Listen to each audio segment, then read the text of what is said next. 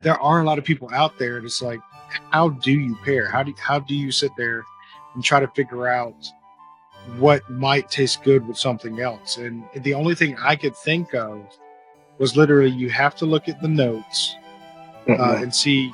Well, okay, see, I'm already going wrong there. Dirk's shaking his head, but I'm Don't thinking. do it. I mean, you're right, because if you go off the notes, you're going off of what somebody is interpreting Right. that they taste in it, right? So I see your point there, but maybe look at the flavor profile of it, not necessarily what it tastes like, but more, is it a Maduro? Is it a Connecticut? Is it is it a Habano? And try to maybe pick out something that might complement that a little bit more. So if it's a heavier cigar, would you want like a coffee with it? A bolder flavor with it, or do you don't want to set that off by having bold and bold? What I experienced years and years ago is, when you go to a buffet and you're invited to a function and they have this buffet, I learned early on one of the easiest ways to actually enjoy the buffet is start with the dessert. You go to the dessert first, right? Because nobody goes there, and then when the line is dying down on the other stuff, you go there. And what I have started doing many years ago is that actually I have enjoyed starting with dessert.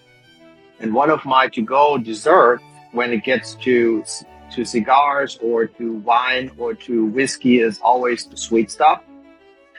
So one of the best desserts to pair either a wine, a whiskey, or any other, or even a beer, it easily is the way to go with the dessert. And that always gives me an opening of the flavor palette that I want to experience. And that's where I would start if I were to think about it. An ice cream with like a cinnamon ice cream or a cigar or an ice cream.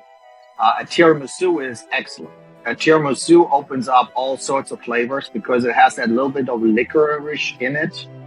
It comes in where you have the opportunity to have that cinnamon or that chocolate in it, your tiramisu. If you pair that along with a glass of wine and then a cigar, that gives you that flavor profile that you're looking for.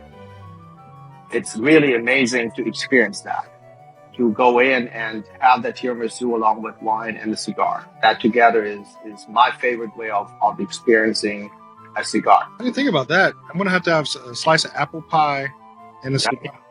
Mm-hmm. Apple pie with cinnamon in it. And what I always do with the tiramisu is I always put the tiramisu in first, followed by the red wine, and then the cigar. Yeah, that's Sounds good.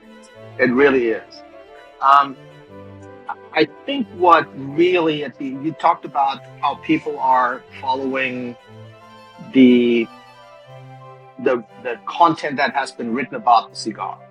And I think it's a great direction, but it should not intimidate you in order to explore your own profile on a cigar or a wine or a whiskey, whatever you pair it with.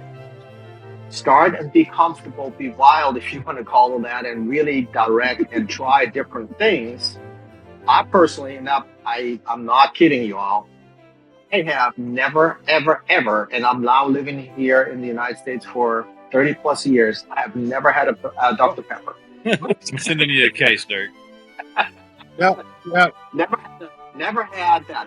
Heard that the sugar in the Dr. Pepper actually is making a difference in it. And I think that's why I personally prefer the tiramisu with it, because it gives you that all these variances in that dessert and gives you really that flavor, and it opens it up. And if you were to take a whiskey with a tiramisu and a cigar, my recommendation is to try that.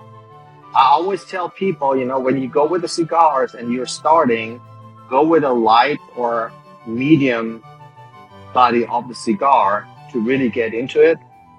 When going back to the Scotch, when a lot of people that are drinking bourbon are not trying to go into Scotch they make that mistake that they go with the heavy peated stuff like the Floyd or the Hardbird, and that often kills that experience completely because it's so overwhelming. And it's the same thing with cigars. You are taking a dark cigar, and dark doesn't necessarily mean heavy. That we Right. also know that. So you True. don't have to be scared by the color of a cigar.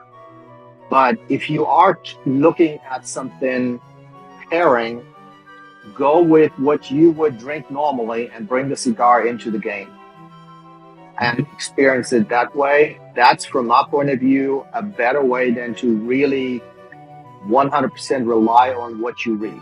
It's a great direction.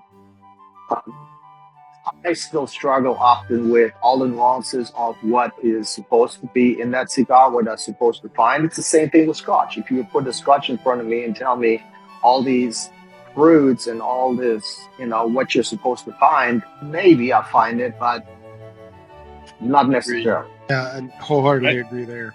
Because, like, going back to what we were just talking about earlier, was we rely on Zach to pull out flavors for stuff because we don't get those hints of what everybody's saying is in it.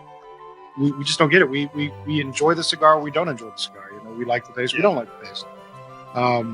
So if you're out there and you are learning about cigars and you're starting it up, we've been doing it for years, right? Correct. And we don't hit those tastes. So if you don't get those tastes, you're not doing it wrong. Right. You just don't get those tastes that they're saying. It's okay. Just focus on, are you enjoying yourself? Do you like the cigar? Yes. Then, get you another one like that. If you don't, move on to something else,